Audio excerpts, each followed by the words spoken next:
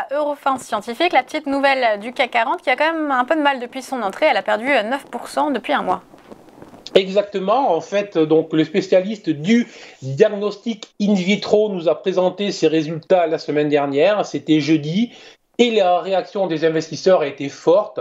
Et en fait, elle a été à la hauteur de la déception, puisqu'on a eu ce jour-là une baisse de plus de 6% sous les 105 euros. Et depuis, cette baisse se poursuit, puisqu'hier soir, la valeur donc clôturée sous les 103.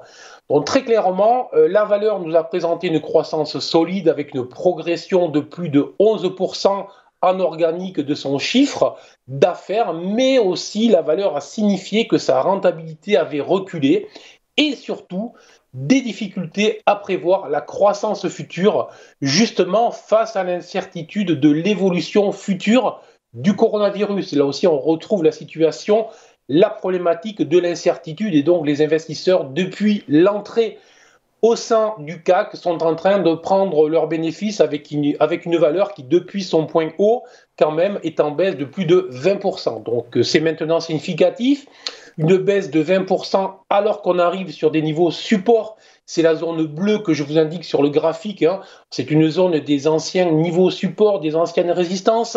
Un ancien gap qui début août avait lancé en fait un mouvement haussier très puissant, donc c'est une zone qui a été largement travaillée et qui devrait normalement attirer les investisseurs. C'était une zone aussi sur laquelle se situait la moyenne mobile 100 qui avait servi de support dynamique à plusieurs reprises et qui vient d'être en fait enfoncée avec l'annonce des résultats. Il y a donc maintenant 3 séances. Donc très clairement, attention, la valeur est sur une zone support, mais pour le moment, on voit qu'il n'y a aucun achat.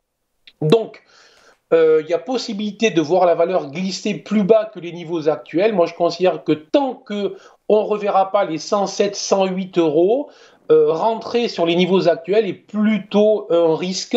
Donc, surveiller des niveaux plus bas où effectivement la valeur pourrait redevenir donc très intéressante. Mais pour le moment, on voit aucun signal à l'achat. Premier signal en ce qui me concerne, un retour au-delà des 107, 108 euros.